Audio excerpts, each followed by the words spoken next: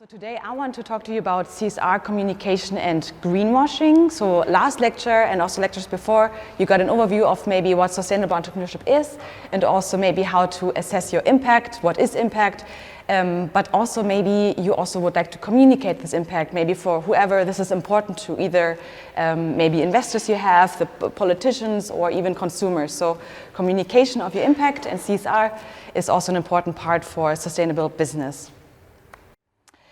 This is just a quick overview of the agenda. So first I kind of want to go back to explain to you a little bit what corporate social responsibility is and maybe what it has to do with greenwashing.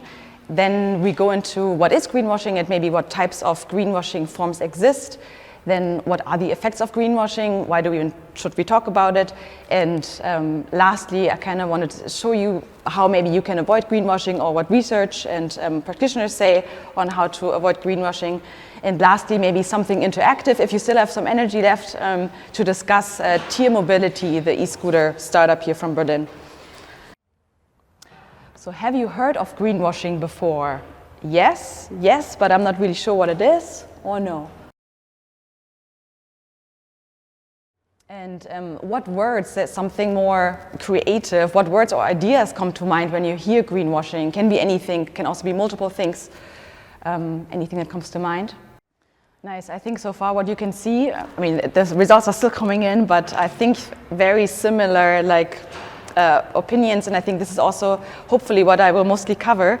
I see social media. I really like this, especially in regards to greenwashing, but I didn't have time to throw this in my lecture as well. But maybe for your bachelor thesis, this might be a very interesting topic, so keep that in mind. Yeah, nice. Yeah, so I guess, so marketing, definitely, it's maybe a marketing strategy that's deceptive and fake and hypocritical. Exactly, words like climate neutral come to mind. What does it even mean? Is it just like a gimmick? So we will hopefully touch upon some of these things. Okay, so what is corporate social responsibility? So it's a context-specific organizational actions and policies that take into account stakeholders' expectations and the triple bottom line. So the economic, the social, and the environmental dimension. So whereas before it was mostly about creating shareholder value and profit, now businesses are supposed to also now take other things into account and operate accordingly.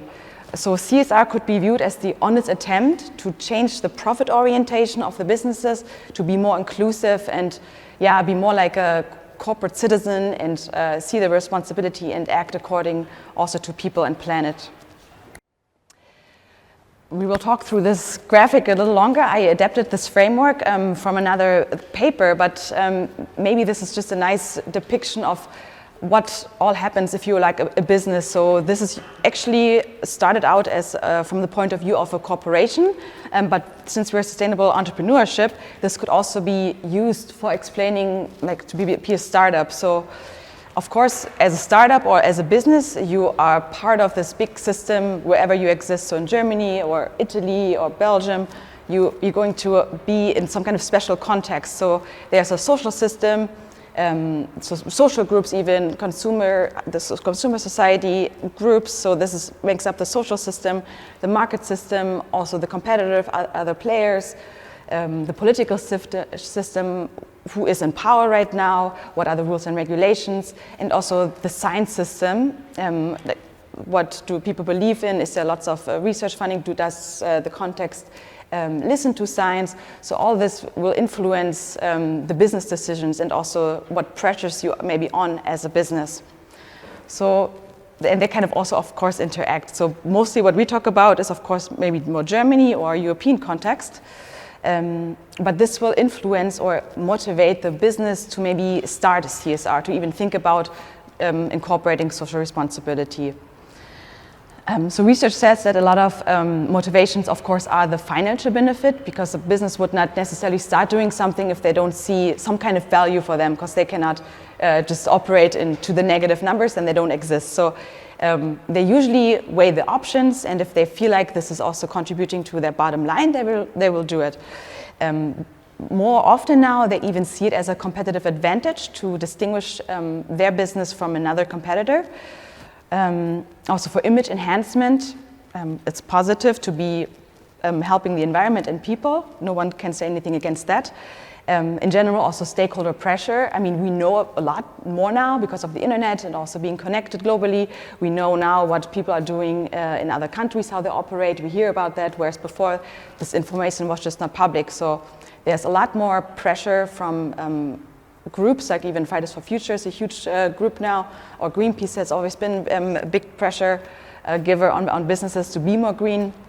And also another motivation is just to delay or avoid regulatory action, because the governments are slowly also coming behind it and writing laws and regulations to rein in how businesses operate. So this will, now we are motivated to incorporate CSR action, but now we have our business. So as a startup, kind of are in luck. It's a clean slate. You can basically start from scratch. You can hire the right people. You can start the processes and the supply chain how you want it, and it can be sustainable. But for an existing business, that might not be super easy to just translate CSR motivation into action based on company culture. Maybe there's already some kind of culture going on in the culture that doesn't make it so easy. Also, if you're a huge organization, processes are very slow. This is called the inertia. So it's like a snail pace. So yeah, you say you want to do something, but then you have to tell Irene and Bob, and they all have to do something, and it just takes a long time. Also, something like CSR action requires leadership and motivation from the top usually. If there's no champion behind it who's really leading the charge, then it's really gonna just stop being a thing in the company, and it might not develop into something meaningful. And also research says the financial position is also maybe important. If you're really tight on resources, you might not have the ability to consider other realms besides financial outcomes. So they say if there's some slack behind it, some financial slack, then organizations might be more willing to do CSR.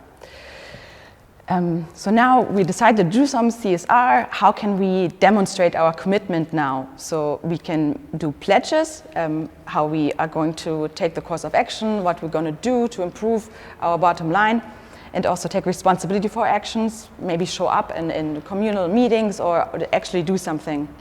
So, and this kind of also wants to be perhaps communicated, and a lot of you maybe have heard it. A lot of people, organizations, I think whatever website you go to, you can find the CSR reports or sustainability reports. So this is one way of communicating your progress or your activity. You can also make public statements. Maybe some people of you are on Twitter, I don't know, and some CSO might even tweet their pledges and commitments, what they're going to set out and do.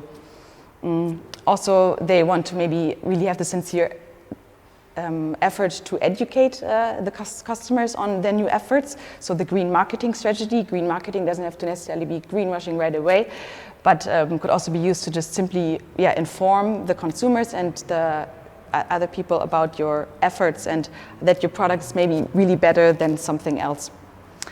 But of course, this could lead into greenwashing. So if the efforts are really not sincere and the communication is rather misleading and deceptive. So this is also a little much. This is also from a paper, just how CSR is actually incorporated from different businesses. So there's different strategies given your business. This is also not super entrepreneurship oriented yet, but it maybe helps to just understand why you see greenwashing. So the first one that they describe is if you could be like a born CSR oriented business, and this could be a sustainable startup, so that you can start right from scratch. So your business mechanisms and also your product or service you give is sustainable, and also so it's all aligned. It's really natural and easy to be business and also be responsible. Patching refers to creating basically a new fitting set of CSR activities that maybe really easily match your existing core routines of your business, whatever you do. You can also start by training your employees and also yourself about the issues, just to get everyone on board, have an ethics code. Some businesses didn't even have that, just like how to behave, what role do we have in society, kind of get everyone on board and create a vision. So this is what this paper calls patching. Then thickening means that you can add new CSR activities to existing core business routines. That's, for example, like a grocery store. So in order, maybe they're looking to implement CSR activities, what they can do, they see, oh, maybe the consumers, they want to buy more greener products, more sustainable products.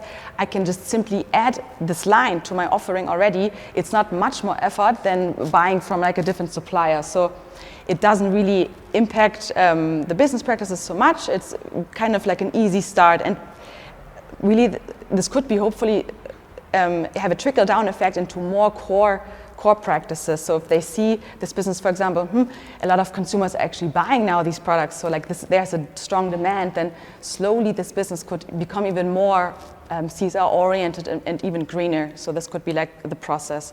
So these three have like the biggest promise of being very effective in incorporating CSR into their businesses. So the other ones are more like you have this maybe business that's, I don't know, for example, BP, so like your fossil fuel company. So how are you going to be green? It's not that easy. So you find some kind of CSR activities or even philanthropic things that you can do that are very detached though from your business. They have nothing to do with how you operate, how you make money, how you create your product. It's more, it helps, gives like information about what you value as a society, as a business. So that's usually seen as sometimes problematic. Another thing is the relabeling. It's recognizing peripheral, core, extending, and independent routines as CSR practices. So you've just been operating normally your business. One example was here exactly New Balance, the shoe manufacturer in the US. They always just like to have the shoes manufactured in the States and locally, and didn't, like other competitors, move offshore to just save some money. They just stayed in the US. So today, being green and social is like now trendy and cool. So they can see like, oh great, we have always been doing this. Now we can actually recognize this as like a CSR practice. So this is like an easy fix kind of. So what maybe you've always been doing something, but now just recognizing that your actions are kind of falling under this umbrella. So whenever you write your CSR report, you just basically relabel your practice and can just assign it to be sustainable. Yeah, and then another one is trimming. It's called trimming. And maybe that's also like a start of like kind of restructuring your business. So maybe you're a paint manufacturer and you have always used some kind of additive in your paint, which was not good. And actually you find a process that doesn't even need this toxic element anymore, so you can simply cut it. And then suddenly your product is much more sustainable or less toxic by just deleting this kind of activity or ingredient to just become a little more CSR oriented. And the last one is just cooperating, maybe similar to the number 5 when you have philanthropic events, is you really do not see any capacity to be more CSR oriented. You partner up with someone who is, and who is maybe very specialized in this. This is, I think, especially useful for companies that operate internationally and maybe don't have the greatest knowledge of the culture there, but want to operate there, so they partner up with local companies or NGOs to have like an effective business start there. Yeah. Since you don't have to write an exam about this is just maybe just to give you an overview and see that actually it's really not super easy just to give the benefits, businesses the benefit of the doubt to be that green. So we maybe demand from all the businesses to be green and sustainable, but walking the walk is not that easy. Yeah. So when we talk about greenwashing, one paper suggests that really only firms that have a bad environmental performance and talk positively about it can be considered greenwashing. So there's like in these quadrants like 4 different types of businesses that exist. So firms that have a bad environmental performance but just don't say anything about it, so no one really notices perhaps, or it's just not there. But then there are some firms that are still talking positively about it, maybe because of all the pressures.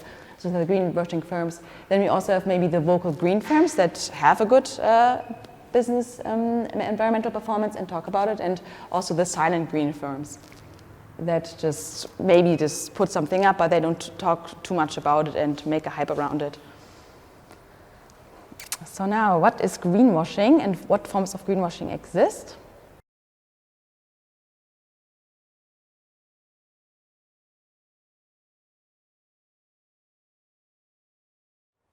Okay, that's good to know. So I guess that's nice that you think maybe it is somewhat of a problem, but maybe it's hard to grasp, like, why is it a problem? Maybe we can discuss about it later a little bit. But yeah, so you also maybe feel like there's not many consequences for greenwashing. Yeah, it's definitely because there are laws, European laws, even in German laws, like fair competition laws, but it's also hard to regulate, especially if everyone's like, if everyone is speeding on the autobahn, you can only catch so many, so it's definitely tough. And you notice a lot of greenwashing every day, so yeah. I feel like also I come across it basically every day. Also, it's a subjective topic, so really everyone maybe has a little bit different feeling or opinion of what greenwashing is, which is legitimate.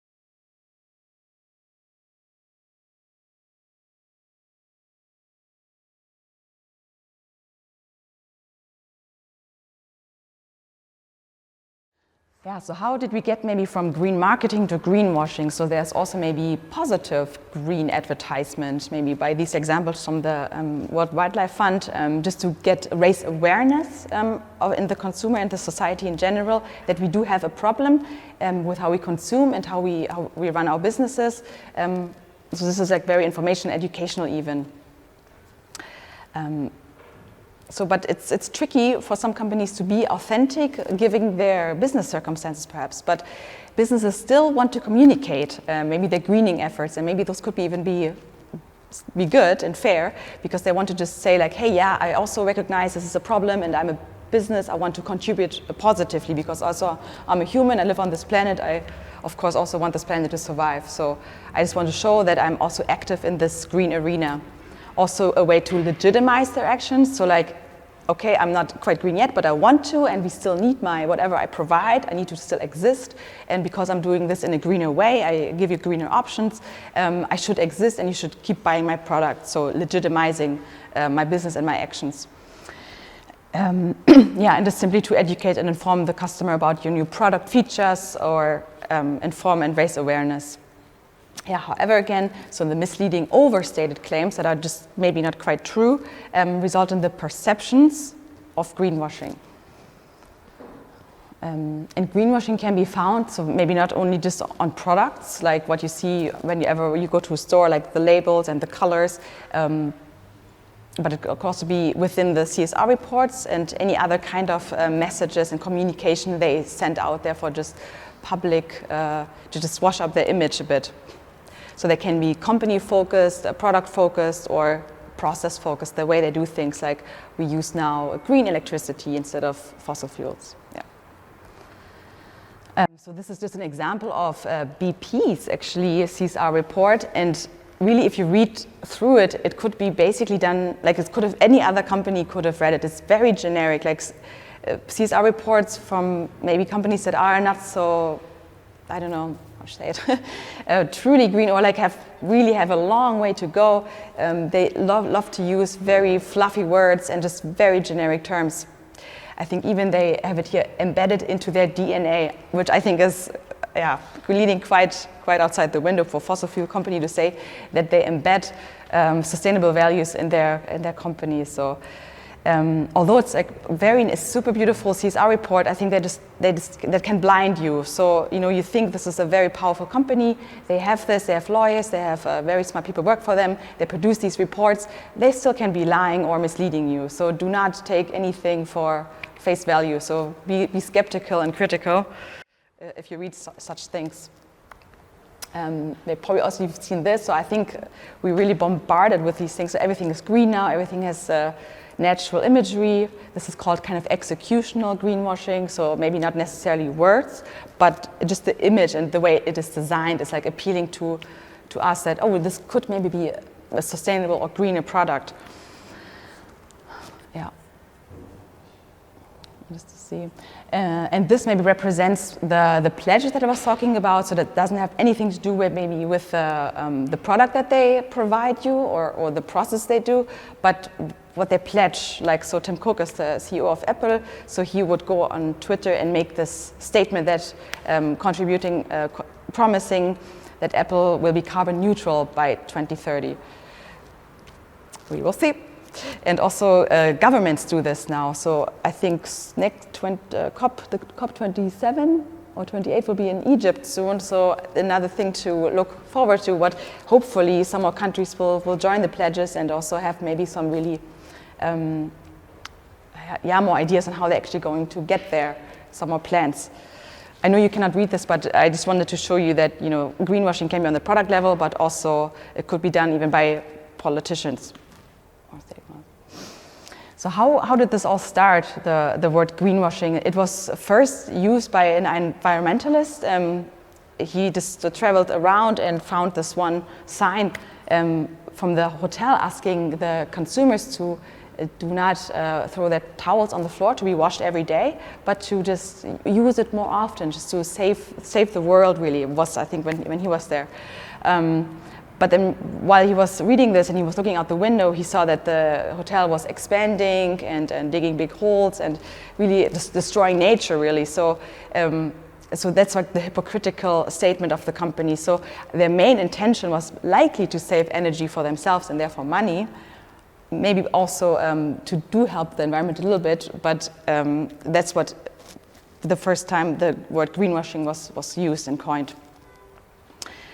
So from there, it kind of developed more into, does it need to be intentional anymore? Does the firm really have to be actively misleading? Like, I know actually I'm doing something wrong, but I'm still going to just go ahead and say that. To maybe it just can happen on accident. So maybe you didn't do your research well enough and you just put out a claim that is not really scientifically provable. But there's this important element of maybe accusation, kind of like how we have had the silent firms and the vocal firms. So can something be greenwashing and no one calls it out? Then that's maybe, it's just like a claim out there, and if no one really calls it out, then it's just, it's a claim out there.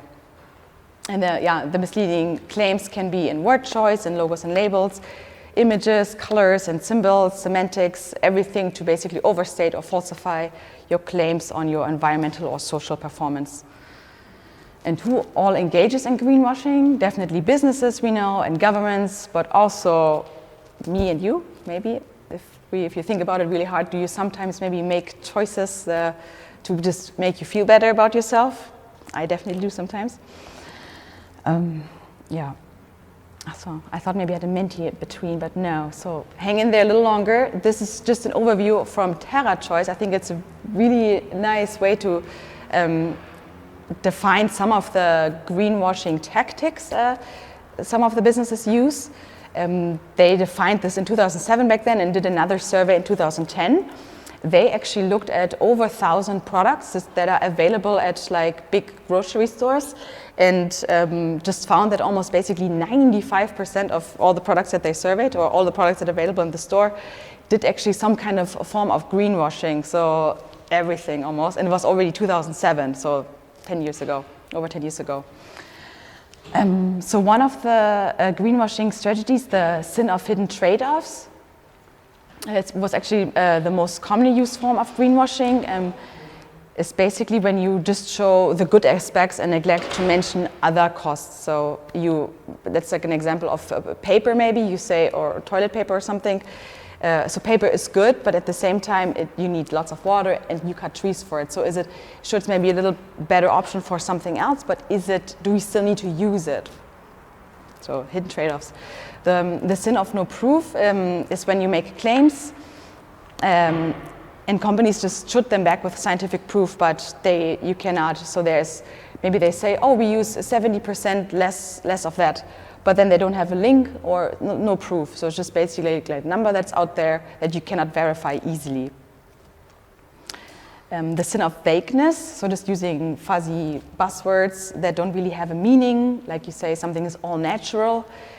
So poisons are actually natural, interesting, but are they good? So natural, the word natural does not really mean it's good, but they kind of play on like how we interpret words ourselves. So yeah, be aware.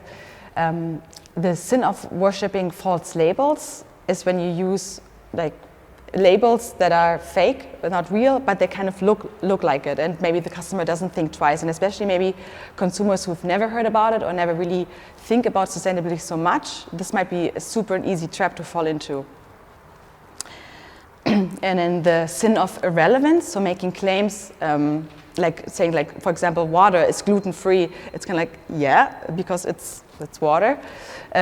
Or something like CFC-free, so which has been banned. So making claims about some kind of environmental positive impact that's actually already regulated and completely irrelevant. Like no one is doing it. Like I think you see that on paint sometimes still. They say it's lead-free, but no paint is allowed to have lead in it anymore. So it's like you don't have to say that.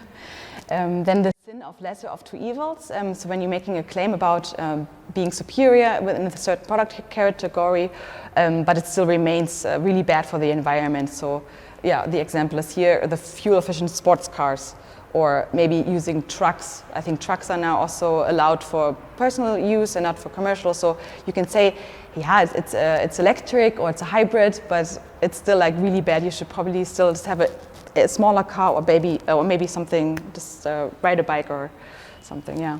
And then the sin of fibbing is when the claim is just completely false, so just basically lying. They kind of add more over time, or from another paper there's a couple more things, but I think those are the most common that you see maybe on product claims. Watch out for. So now we're just going to show some examples maybe of greenwashing or green marketing. I don't know if you guys have heard about mud jeans. Anyone? It's like a very circular business model, really. They do not try to be like fast fashion. They have like limited selection of jeans, and they use like way less water than others, and they also recycle and want to repair them. And they're also the B certified. Maybe you will come across this more and more. I think more businesses and also startups now want to try to get the certification of the B Corp. It's kind of difficult to get it. You have to have lots of points on your CSR standings, basically. But still, it's maybe in fashion, it's still always a little hard to say, well, is it still, enforcing kind of fast fashion, which in the end, if it's bio cotton or something, it doesn't really matter. If people just buy too much, then it doesn't really help. So even mattresses are advertising their positive impact, that they're carbon negative. I think it's the avocado shop. So everyone is just claiming left and right that they're doing something good with their business for the environment, with imagery. Also, I think I found this shoe ad. So they're saving 3.7 million scuba tanks of clean air using plant-based materials and to replace fossil fuels. I think this is yeah, it's just interesting. I think you just confront it everywhere with advertising about it and do that. Also, maybe I know this one is German, but maybe you've heard about it yourself. But in general, like the plastic that you see in grocery stores and the attempt and the labeling that they do, like it's all nature. Like juices are all nature because you have like a fruit on the label. Or Lidl, like the big grocery store chain, advertised that the more bottles you recycle, it's better for the environment. But in the end, like not buying it is actually better. So actually, with this advertisement, they pretend that they're very circular and very green. But in the end, they want to entice you, or kind of has a feeling, yeah, if you buy this kind of bottle, then we can recycle it. But if you don't buy the bottle, we don't have to recycle it once, anyways, and then it maybe still lands up in the landfill. So it's tough. It's tough. Yeah, maybe one example I pulled out here was for Coca-Cola. I think they're one of the biggest polluters of plastic. Actually, somehow, what was it? Every fifth bottle or something is from Coca-Cola, what they find on the beach. And they also make crazier claims, for example, saying that 90% of their packaging is globally recyclable. So they really use words, and if you don't really understand the words or think about it, then it just sounds great. So recyclable means, yeah, somewhere in some facility it could maybe be recycled, but they're not accessible all over the world. Like not every country, not every city has this kind of facility to recycle it. Also, then it needs to be put in the correct bin, needs to be collected correctly. So yeah, it's difficult. Also here, I think they said they made 300 bottles are made of 25% of this new marine plastic. So they from plastic they got from the ocean and from the beaches, they recycled that and used that for 300 bottles. However, Coca-Cola is selling around 100 billion bottles a year globally. So that like 300 bottles, which are made of 25% recycled plastic, I don't think it really makes much a dent, but they really blow it up to be really a big part of their business. So just be skeptical. You can still drink it, but yeah. But in general, like so recyclable does not mean really it will automatically get recycled. Same with biodegradable, like or bioplastic. Have you heard about this? Yeah. So if you throw it, where do you throw it? In what bin do you throw it? Do you throw it in the bio trash? Exactly. So it doesn't really help, but it makes like maybe the consumer feel good that they think they're doing something good, and yeah, and the people maybe that offer their product can maybe sell more because they appeal to the green consumer mind. Yeah. So another examples of how everyone is doing it. So definitely also ExxonMobil. They try to put themselves out there as also doing something to be sustainable, but at the same time, when you really look into their strategy, you see they're looking for more ways to drill for oil. So it's not like they're really just completely stopping that. Also, Raytheon Technologies, they actually do weapons, and they even claim that they are environmentally friendly, but however they support war. So it's, I guess, the lesser of two evils. I don't know, but everyone is claiming. So even weaponry stuff. Also, I don't know, H&M, I think everyone knows H&M, and they partnered with PETA once, the Animal Protection Agency, kind of claiming that if you don't use fur or anything animal related, it's automatically better for the environment. But we know polyester is also fossil fuel derived, so it's also not much better in the end. If you wash your clothing, that plastic also ends up in the water, in the fish, in you. So just because something is not maybe naturally, or yeah, you also need to back it up. Like there wasn't any data to prove it. Exactly. And also this Vattenfall ad, it's in German, but they say basically to live fossil-free within 1 generation. So maybe this is an example of some kind of claim, or like they kind of want to improve their image, maybe in how they're viewed. Yeah, so and why do they do this? This graphic is a little similar maybe to the one I showed you before about the CSR, about like all the pressures and the drivers, going from external drivers to also internal drivers. That's how you can see it's like super related to how maybe greenwashing can happen, but also deciding on how to greenwash. In general, maybe you can say, so companies can maybe go like the hard route and really try to implement CSR activities, or choose like the risky route to maybe directly greenwash because they see the short-term profit. They maybe also see there's not many bad negative consequences. If I may be called out, okay, maybe I do some more washing and then it's fine, it's forgotten, something else will happen. So they do take risks. Yeah, but mostly I think it's they do this because they probably have some kind of feeling that it will make them money in the long term. It will maybe keep some criticism quiet again. So that kind of goes in the circle. So it's criticism, some kind of action or communication about, yeah, okay, I'm going to do better, and so on. Yeah, so next, soon I want to go into the communication that's called hypocrisy and aspirational talk. So kind of going away from maybe talking about the claims that you see on packaging to more statements and just general pledges to improve business performance. Yeah, so this slide is kind of adapted from this one paper that talks about how communication is maybe a type of performance, and performance can be defined in two ways. So one time a performance can be like the action actually, but you do something, but also a performance can be defined in like the theatrical sense of like presentation, display, and enactment, so kind of just faking something, putting on a show. And then they made this little framework here. So type A is really, if you go along with the lines, climate, global climate symmetry, then engagement of market actors and niche movements. So it's basically the social system, the market system, and the political system. Spelled political wrong, sorry. So what you can actually see, like what kind of action is actually done. And then the other, type B, is basically showing maybe what non-actions are actually happening when they talk about communication, about being better. This paper is very, very gloomy on it. They don't really think any talk about it is good, whereas maybe later on I show you another idea maybe which is called the aspirational talk. Maybe it's actually helpful to make claims that are maybe not quite true yet, but it comes. But definitely, so greenwashing is the deceptive tool definitely to like slow everything down. So just to keep people quiet, make them happy, and just go on with selling your stuff and going on as business as usual. So yeah, talking about hypocrisy and aspirational talk. So maybe can you even become maybe from a greenwashing firm to a vocal green firm?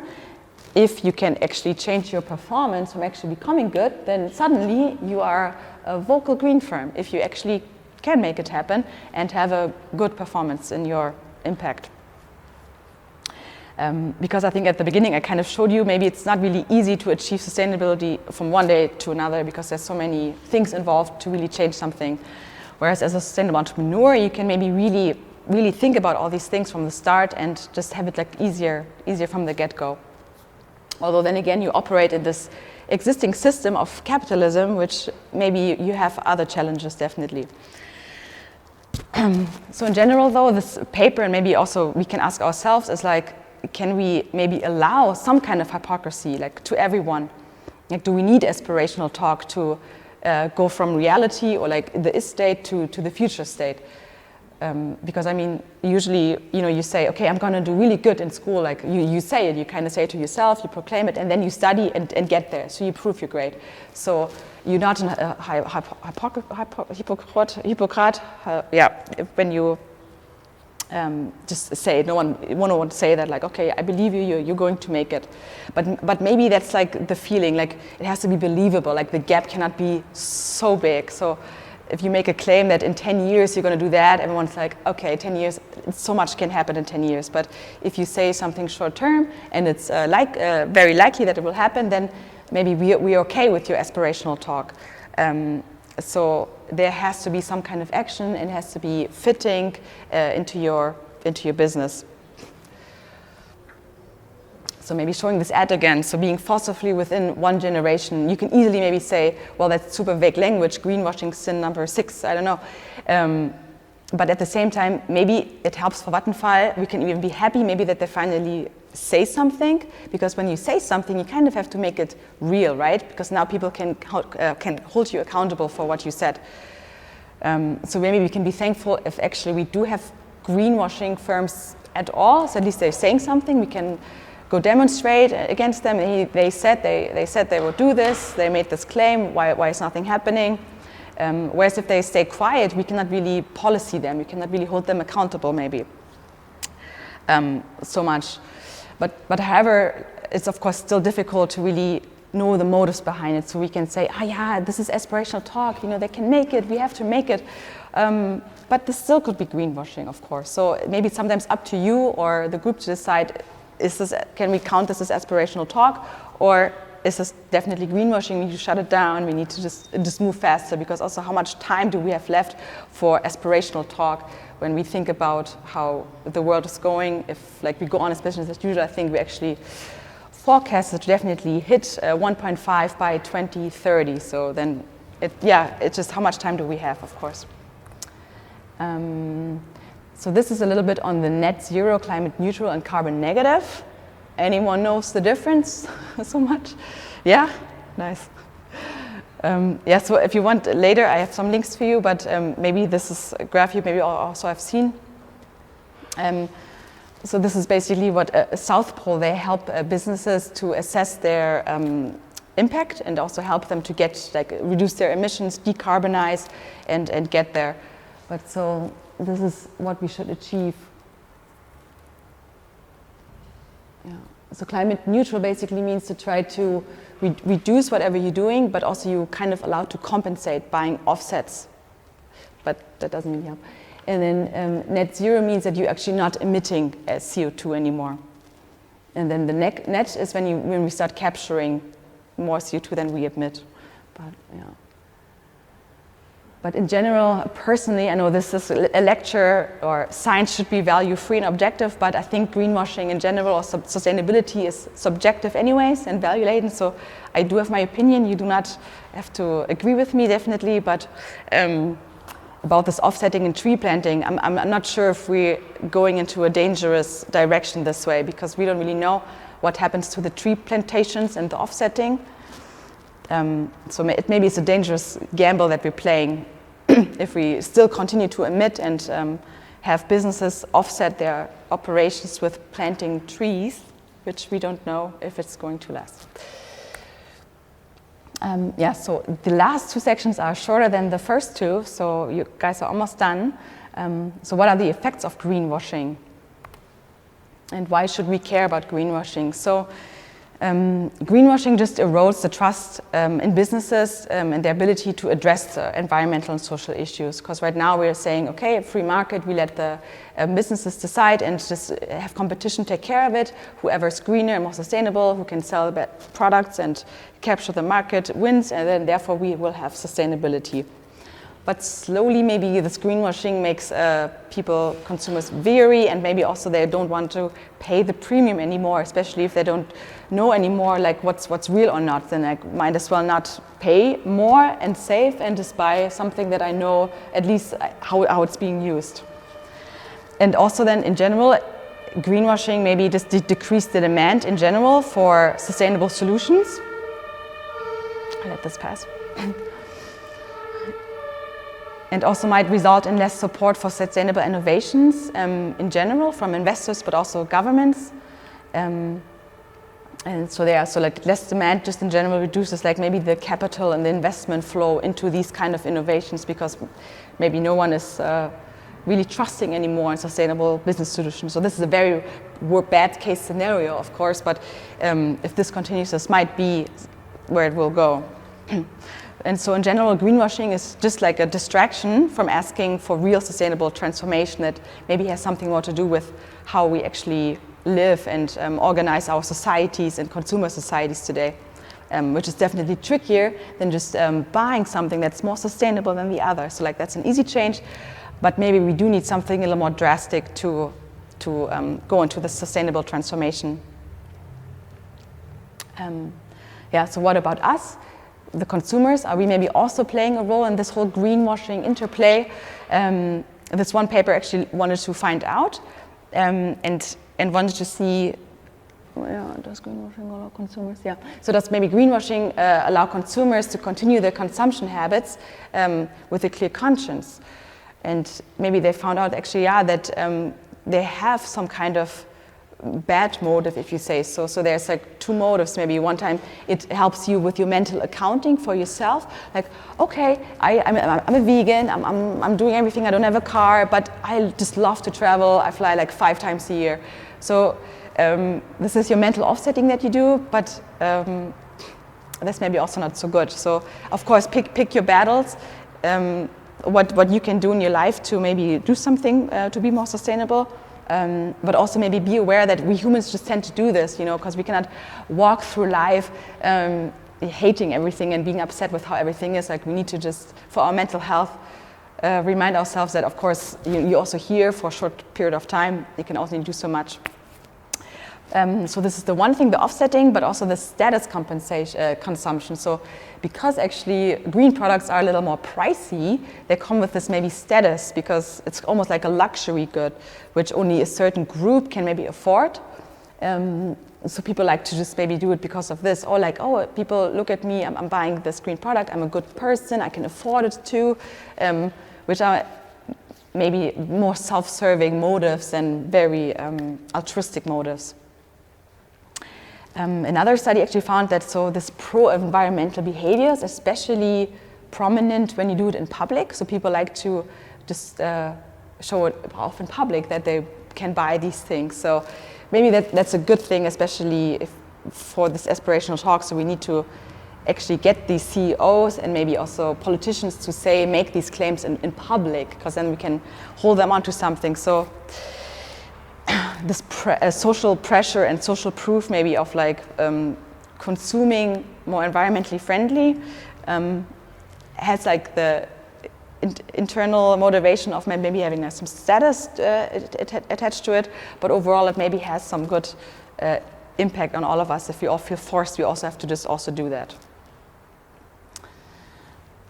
So how to avoid greenwashing, maybe what tips you could give to sustainable entrepreneurs, or if you want to become yourself, what can you do? So once you maybe have your idea, think about it through a little longer, so like have a systems perspective a little bit. What else could it affect? So not just like whatever you have in your business plan, but maybe something else. Like think about the use case, how this person is going to use it, and what will happen in the daily life, what maybe have negative effects for using your product. Also, definitely be transparent and back up your claims with scientific proof, just to be not accused of greenwashing. So just say what you're doing and don't exaggerate it, just be honest with it. Also, one suggestion is always to use the third-party labels to communicate your efforts, because they're kind of verified by an external party that knows what they're doing. However, they are expensive, and maybe for startups it's just not feasible. Then I think it's always also wise, and also literature says, to explain it, why you maybe don't use a certain label. Also align your business practices with your products. Like, no one's going to buy your product if they find out that you or the startup themselves have a way different lifestyle than really what the product claims. So humans just like to see like it needs to be parallel, it needs to make sense. So otherwise, you run into accusations of greenwashing, maybe if you completely have an unsustainable business and processes and want to sell a sustainable product. And again, it's definitely, it's okay not to be perfect, but do not try to conceal it. I think maybe someone else said at the beginning with the cloud, with the social media, I think social media is really, everything is just basically positive there. It's very curated. So maybe this is what everyone's like now used to, that you have to be perfect, but maybe it's refreshing and honest and authentic if you actually claim or tell what's not going so well, but maybe lay out a plan on how you get there.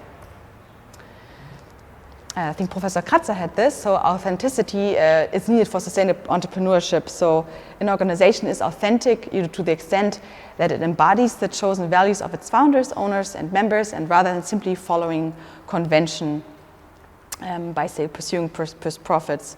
So maybe that's the thing. So like we will support, or we're willing to support sustainable startups if yeah, if they're just very authentic and we can trust them easily, and then definitely then they will be able to survive without even intentionally pursuing profits.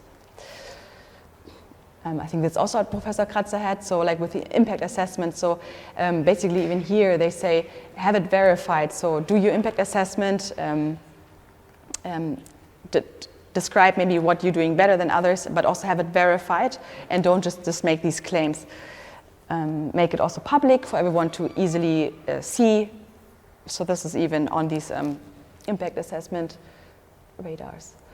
Yeah, maybe for you interesting later, there's, I guess this one is German, but how we are going to maybe punish or how we're going to regulate this kind of advertisement and greenwashing sphere, how business operate. So I think the government does want to get behind, but of course business is always moving way faster than government, so they're just slowly coming behind, but maybe keep an eye on it on your news. Maybe you can see soon there will be stricter laws against greenwashing and deceptive advertisement. So last thing, thank you much for sticking it out here. I would love to discuss the tier mobility with you. So if you want to participate, why do you use e-scooters? Maybe I don't use them actually, you can say. They are convenient, they are fun, I contribute to sustainable mobility, that's why I use them. I use them because I don't have a car or I just don't like walking. That's good. That's good to see that you guys actually like to walk places somewhat. Yeah, I guess. Oh. And not too many. Who has used them? If anyone wants to, how do you like it? How do you like it?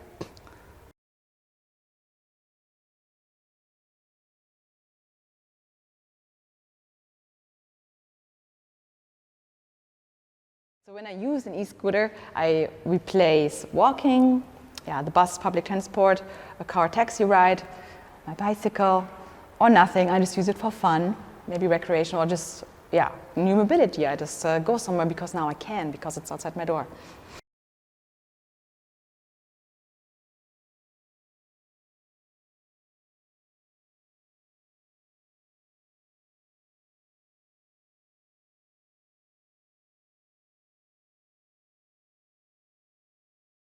Okay, so let's talk about tier.